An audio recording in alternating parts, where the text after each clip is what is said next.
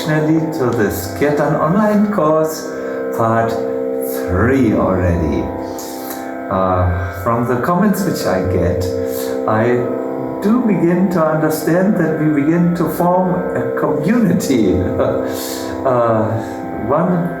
A friend in particular told me that he's always so surprised how from a little mobile telephone, just as big as a hand more or less, such a spiritual uplifting influence or atmosphere is coming.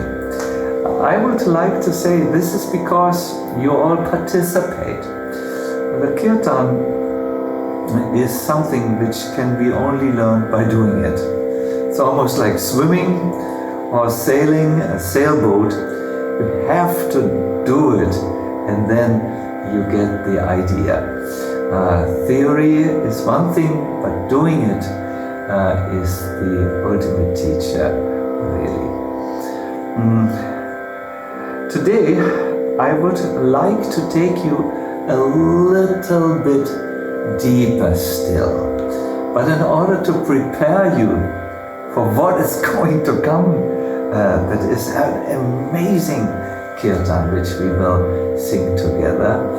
Amazing because tomorrow is a very special day which we prepare for today by chanting this mantra. I think starting from today, you will start or begin to already download this amazing spiritual strength which will be poured over the universe tomorrow with an avatar that is so different from anything you might ever have heard, that it really deserves our special attention. Let us now prepare. I would like to request you to immediately sit up as you have learned. Roll your shoulders maybe back to open your breathing volume and then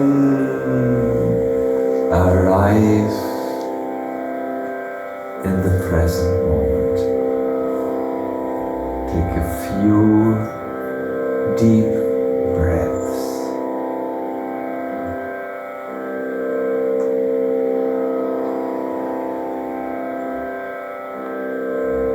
Breathe to the belly.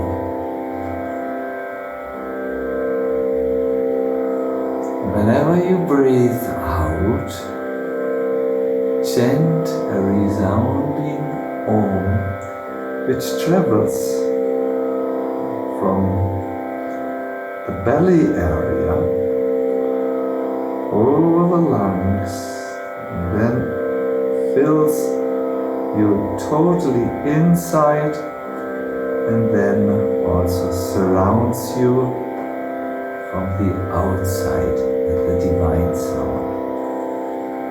Okay, start breathing again.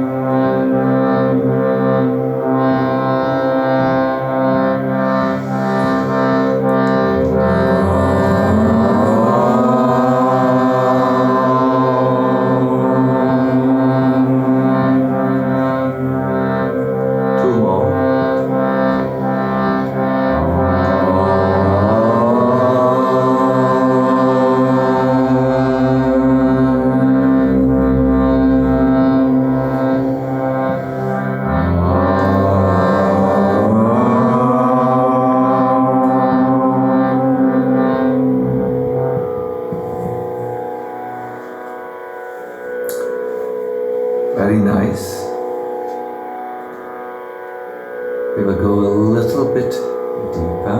Please remember that we are practicing here to transform our physical body into a body of sound. Maybe like the body of a cello. When you sound the string, the sound will reverberate, resound all over that wooden piece. We will go from the Om now into the chanting of Om Namo Bhagavate Vasudevaya. With this mantra, we will connect to something so much bigger than our own self. Beyond the beyond, even. We will connect to the all-present divinity, Vasudeva, the name of God, which means simply present everywhere, in the atom and between and everything else.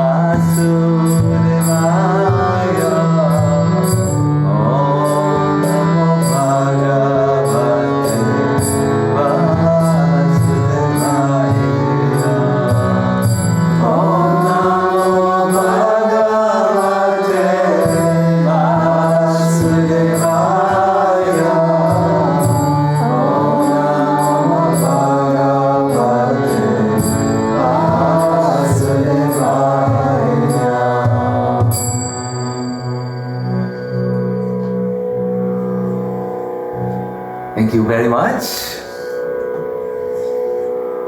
In this session, we want to look at how we can go as deep as we can into the chanting of Kirtan. When we say go deep, where do we want to go? Where is the depthness? What is it? The Vedic scriptures say we need to go to the Dahara Akash, that sacred space within the heart. It is known in various traditions as, for instance, the lotus of the heart, the temple of the heart, the space within. There are various expressions which speak of the same almost mystical place in the heart, the place where genuine spiritual realizations can occur.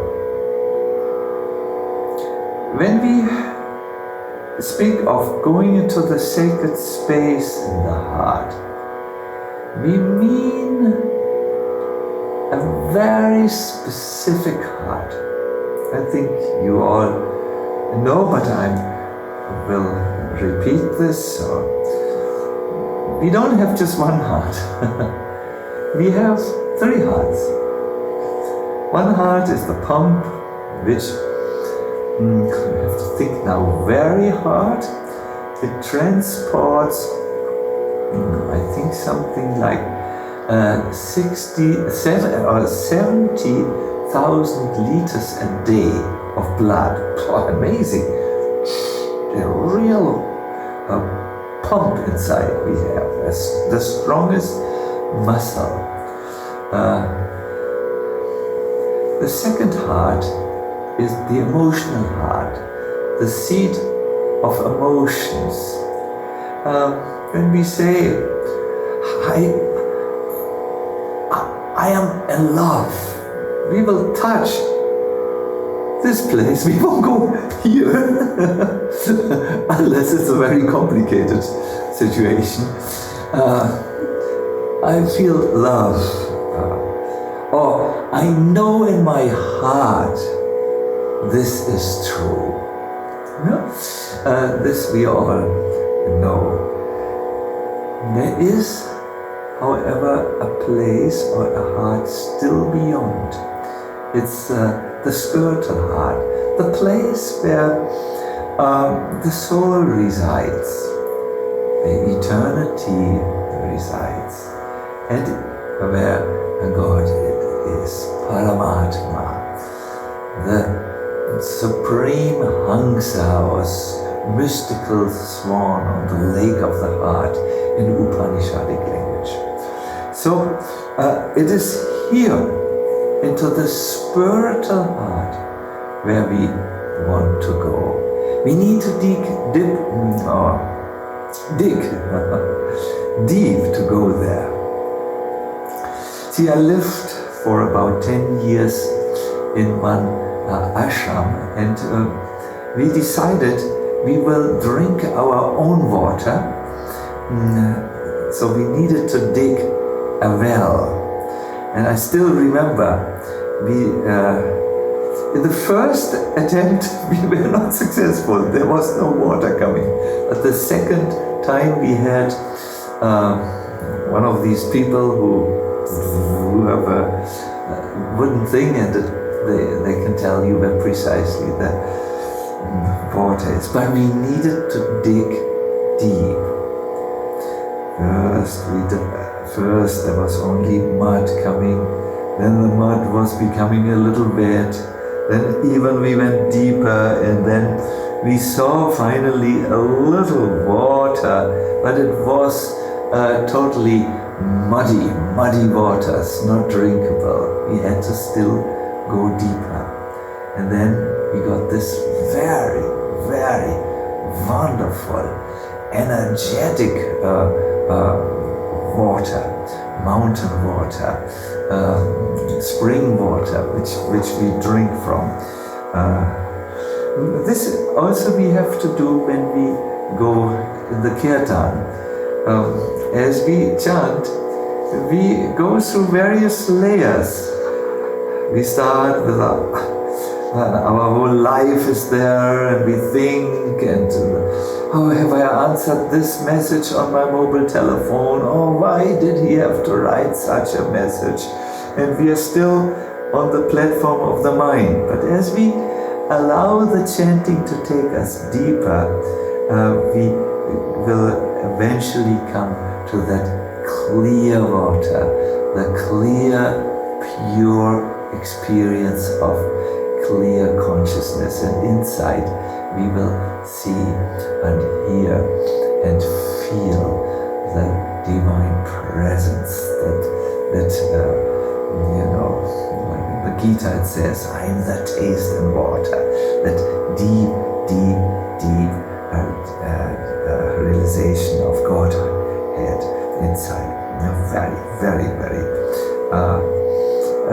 necessary it is for the Kirtan leader to go and allow himself to go deep.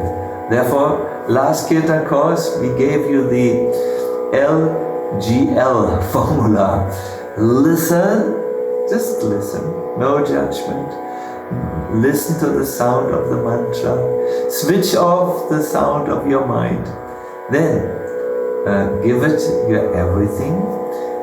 Focused body, mind, and tension. And then at one stage, let go. Yes, surrender to the unknown. What will happen beyond your own endeavor, that is that another force will take over. That you can experience in the Kirtan. Good. Good. Now, my dear participants, we are ready for the Nrsimha mantra.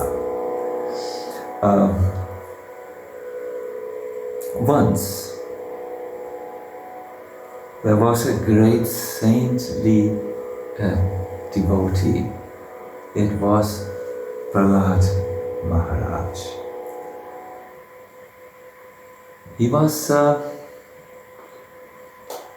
young prince, the son of a demon. Conflict started to come between the values of his father to earn and enjoy and the desire of Prahlad to just meditate and meet Govinda within his heart.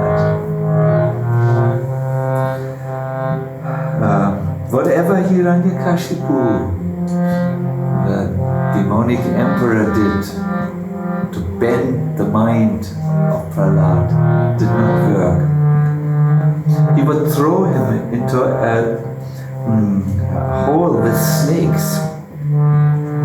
He would have elephants in a stampede run over him. But the snakes, when they were with Prahlad, curled around him. The elephants took him up and carried him on his head, because he was constantly absorbed in Govinda.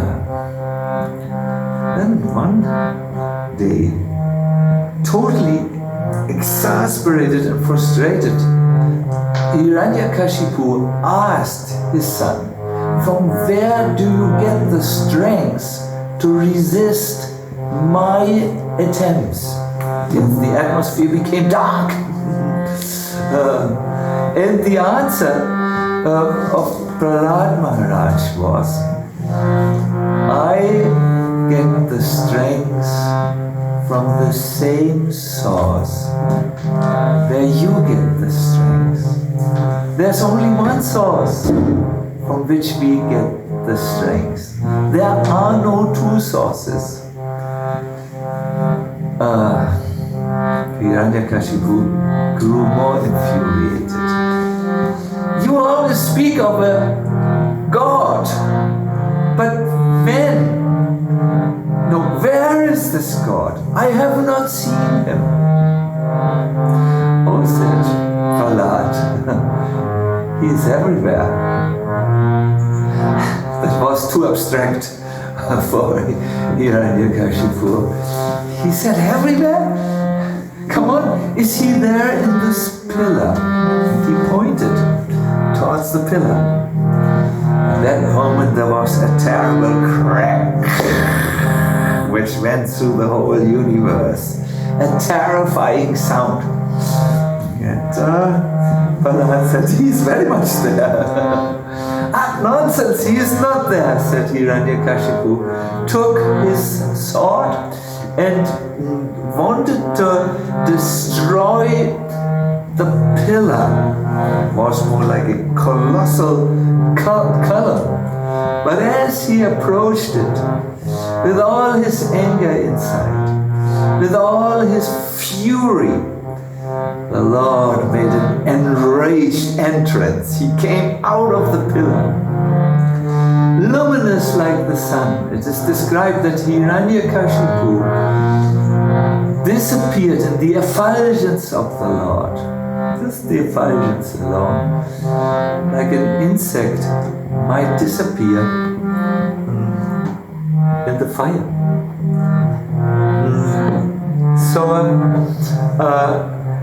This episode is remembered by those who sing the Kirtan, which we want to sing now with you. It is a Kirtan glorifying the protector of all devotees, all spiritualists, Narasimhadeva, who came to prove that he is everywhere by coming out of a pillar even. The mantra which we chant should come up before you. It is Sri Narasimha, Jai Narasimha, Jai Jai Narasimhadeva. For your chanting, as you go deeper, not many things are necessary. First is, you are necessary. Please remove everything else which might distract you. Focus on the mantra, really. And then try to approach with some devotion, with some surrender. It means walk towards your ultimate shelter. For those of you who are atheists, yes, there are people from every walk of life who can enter Kirtan. You can imagine you walk towards the unknown. Let that be in your life. For those who are more, let me say, oriented in some tradition to worship, you can surrender, do prapati, to your ultimate shelter in life. And as you will sing, try to dig deeper, as we had to do when we dug our well.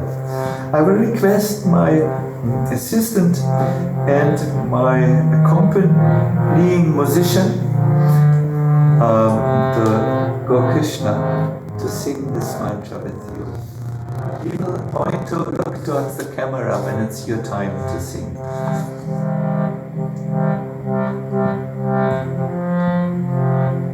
Sri Narasimha,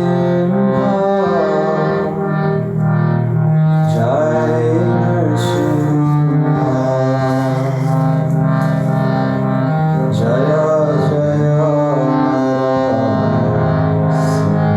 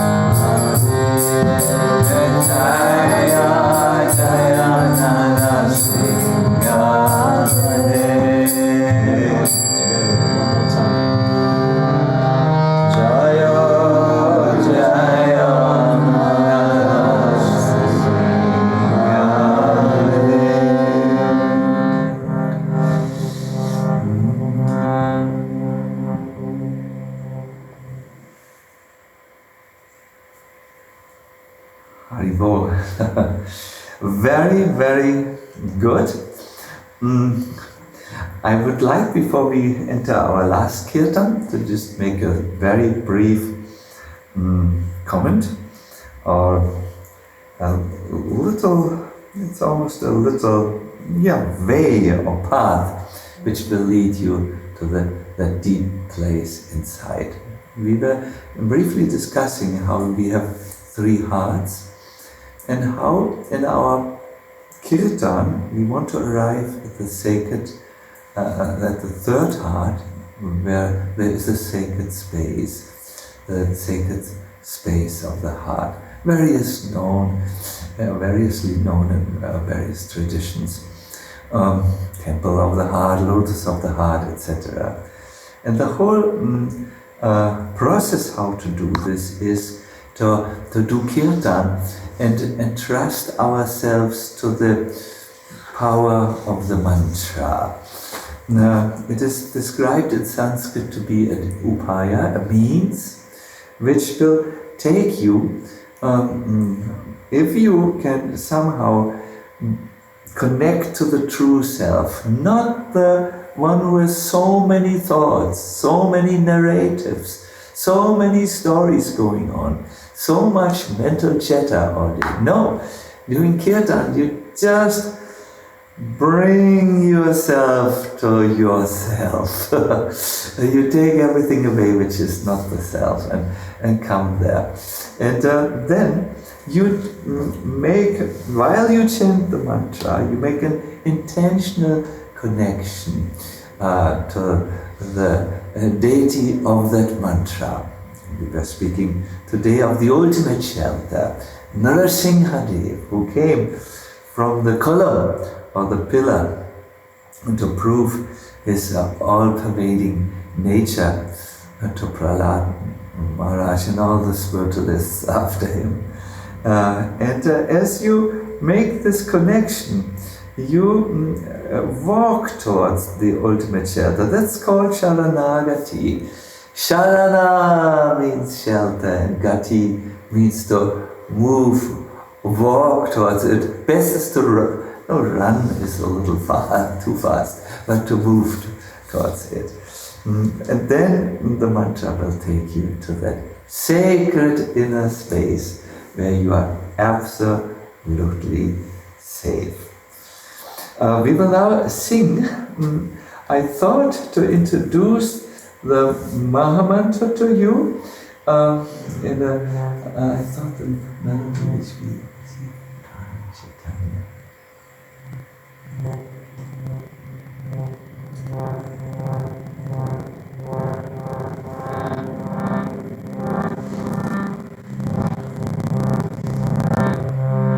Hare Krishna, Hare Krishna,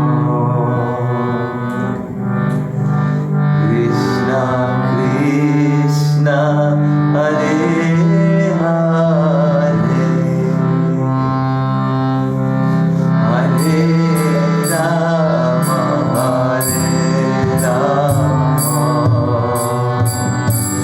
Rama Rama, Hare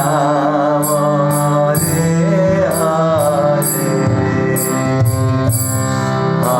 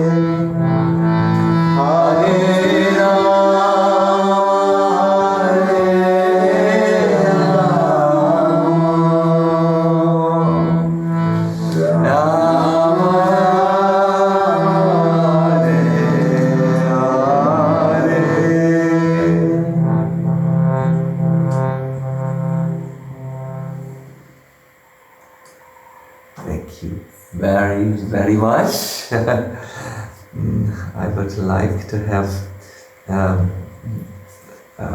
much more Kirtan.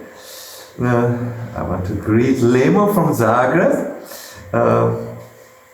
And can you explain the difference between the mind and the heart? Well, we have really one brain and two minds, two aware centers. One is that which repeats always the narratives, the impressions which we have, the old stories, and the other mind, which we refer to as the heart, is the place where something new happens, where the spur to things happen, where the inspiration things happen, where all the things happen which are not in the old neural pathways or in the old minds. The heart as a seat of spiritual inspiration and intuition.